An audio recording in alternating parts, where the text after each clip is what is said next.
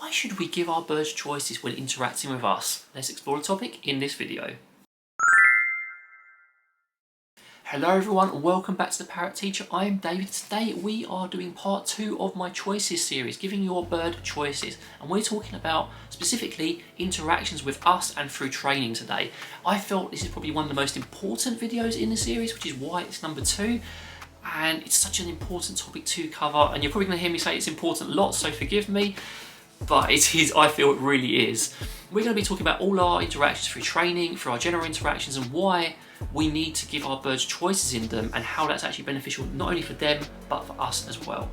Arguably, and I'm going to make my mistake already, the most important one, sorry I've already said it, is the allowing them the choice to say no. This is something that's often denied to parrots, especially with people who are a little bit less experienced with training and don't really know what the best interactions are. You need to let your parrot say no sometimes, because them being able to say no is incredibly powerful and also helps to build your relationship with them. And by that I mean, when a parrot's forced to step up every time, that becomes a negative association, that becomes an association they don't want. So they're being forced to, so they may comply, but they don't really want to. If you ask them to step up and then they say no, you are avoiding potentially lots of problems, because they say no, they walk away, they give you a clear sign of that, that's great, you've respected that. If you continue pushing it and you're maybe trying to encourage them to step up even more, they may bite you. Because you've not allowed them to say no, they'll go to that bite and they'll resort to that every time because they've not had the option to say no.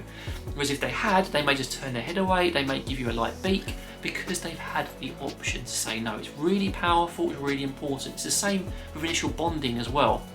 Just letting them come to you, walk away and say no in their own way and come to you is really powerful, because they learn to trust you and learn that you will respect them.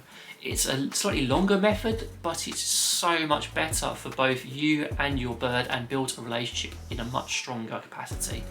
The second way I want to talk about choices when interacting with you and through training is the choice to make better decisions. Now when I'm talking about that, I'm talking specifically with biting and that sort of thing. A lot of the time trainers recommend something called a timeout if a parrot bites you, and you know, on its own sometimes it can be effective, but it's often not used in the best way. The timeout is just denial of attention, it's just a punishment for your parrot. They don't know what's going on. But this is, we talk about in our biting series a lot as well when we give biting advice. If you give your bird the opportunity to make better choices, then it helps. So for example, the biting example, you know, they bite you, you don't react, you give them the timeout. Instead of stopping it there, you can then give them the option to make a better choice, to interact with a target or do something gentle with you. That is giving them the choice and teaching them that when they're softer, they get positive outcomes. When they're biting, nothing really happens. It takes a bit of time, but it's really reinforcing. The same to make choices between screaming or making quieter vocalizations. You can reinforce those quieter ones. Gives them the choice. The choice between foraging in different areas, which I'll talk about later in the series. The choice is to make better decisions. Again, let's take another great example, a really common one with small parrots especially. You're on your computer, you're doing some important work, they're out, they come and start bugging you with the mouse. If you have maybe a foraging setup nearby, you can give them a choice to go and play with that foraging setup for some nice yummy treats, or continue bothering you with that mouse. They can make the better choice and go over there, if you give them that choice in the first place. And you see how empowering, how useful it is, not only for your bird, but for you as well.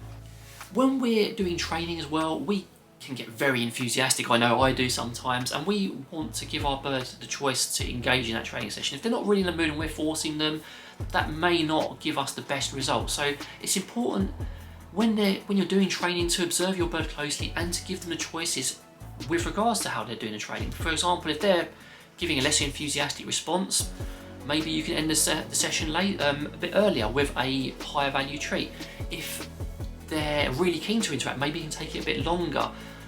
This part of what I'm talking about comes to just getting to know your bird and observing them closely. Just giving them the choices when they're training with regards to how the training session goes, because if you give them a bit more power over that, and I'm not talking about power in any dominant structure, just the power to say, I'm not really in the mood for this, I want to stop now, or the power to say, I'm really keen, I want to carry on, that can be really reinforcing for them, and it can help build your bond with them, especially during initial bond building. just that choice to say no, as I talked about earlier, the choice to sort of lead the session almost. We're kind of like a conductor, they're the orchestra, so we're waving our target stick around, preferably not waving it around as dramatically as that, and they're playing. So it's a dance almost. And I've just thrown out a million analogies, so I apologise if that's a bit confusing. Basically, the point I'm trying to make is, when you're training with your parrot, see it more as a fluid thing, don't see it as something too structured and too rigid. Try and let them have a say in what's going on. The final thing I want to touch upon in this video is letting them come to you is really reinforcing, especially when you're doing any kind of training work, desensitization work, or initial bonding work. Just allowing your parrot to come to you is frequently something we advise when someone gets a bird right away. You just maybe position your hand with a bit of distance, or do some passive bonding, just be there and let them come to you to interact. And you can apply this outside the cage as well. It's really empowering, it builds trust, and it lets them make some decisions about how things go in the environment rather than us dictating that to them all the time. Any questions, comments? I'd love to hear from you. Hope you're enjoying the series so far. Plenty more to come, but in the meantime, take care and see you later.